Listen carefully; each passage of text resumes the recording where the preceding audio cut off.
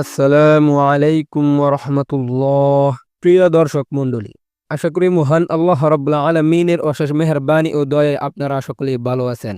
প্রিয় দর্শক, অনেক বোন প্রায় সময় প্রশ্ন করেন, আমরা কি আমাদের স্বামীদেরকে নাম ধরে ডাকতে পারবো? আমাদের সমাজের মুরব্বীরা বলে থাকেন, স্বামীকে নাকি নাম ধরে ডাকা ভালো না, তাই স্ত্রীরা স্বামীকে এইভাবে ডেকে থাকেন, ওই শুনছ, অথবা এই দেখো আমাদের আব্বু, আরো অনেকভাবে ডাকা হয়। এটা আসলে আমাদের দেশের কালচার। এটা আসলে ইসলামে বলা নাই যে স্বামীকে এইভাবেই ডাকতে হবে। আবার আরব কালচার হচ্ছে বড় সন্তানের নাম বলে ডাকা। ইসলামে স্বামীর নাম ধরে ডাকা যাবে, কোনো সমস্যা নেই। তবে আপনি বড় সন্তানের নাম ধরেও ডাকতে পারেন, এটার অনুমতিও আছে। এটা আরব কালচার, তবে এটা ইসলামিক কালচার না। তবে আপনি নাম ধরে ডাকতে পারবেন, কোনো সমস্যা নেই। তবে স্বামীকে আপনি বলে ডাকা সব থেকে ভালো। অনেক বোন বলেন, আমাদের নবীর স্ত্রীগণ নবীকে কি বলে ডাকতেন?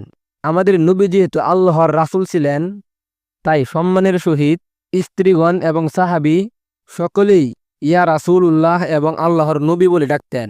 তবে স্ত্রীগণ নাম ধরেও ডাকতে পারতেন, যেহেতু তিনি নবী ছিলেন, সেজন্য তারা আরও বেশি সম্মান দেখাতেন। একইভাবে আপনার স্বামী কোনো কোম্পানির ম্যানেজার হলে আপনি ম্যানেজার বলে ডাকতে পারেন, ডাক্তার হলে ডাক্তার বলে ডাকতে পারেন। আপনার যেভাবে ইচ্ছা হয় সেভাবেই ডাকতে পারবেন, তবে তাকে ছোট করবেন না বা অপমান করবেন না। প্রিয় বোন, আশা করি আপনারা বুঝতে পেরেছেন।